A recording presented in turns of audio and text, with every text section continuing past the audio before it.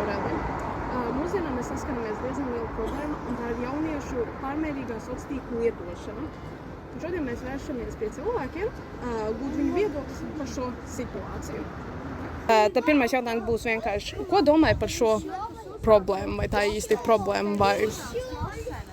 Atšķirībā par kādu tēmu mēs runājam, jo ir gan plusi, gan mīnusi. Viņi var maldināt cilvēkus par vai kas tiešām ir patiesas vai īsts, var ietekmēt cilvēku mentālo veselību un viņu uzskatu pašiem par sevi un pilnīgi par citu pasauli, pilnīgi citas uztver nekā īstenībā realitātē ir.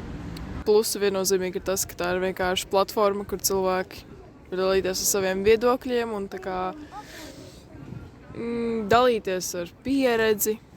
Domājat, vai digitālā vide vairāk palīdz vai negatīvi ietekmē jauniešus? Ja tas ir limitēti, ja tas ir ar kāpēc, tu zini skaidri, kāpēc tu to dari, jo tev vajag izdarīt lietu ABCD, jo tu nezini lietu X un tāpēc tu meklē lietu Y. Jā, bet ja tu vienkārši bezmērķīgi, wasting your time, tad tas ir, tad tur ir jābūt kaut kādam limitam.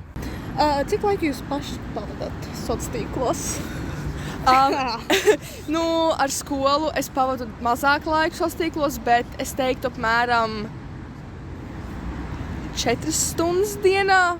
Tas ir uz robežas. Man liekas, ka ikdienā man ir kaut kāds 4-5 stundas telefona. Paldies par atbildēm, Gerda. Bija ļoti jauki satikties. Kuri mana labā roka? Es nevaru, kas tas bija.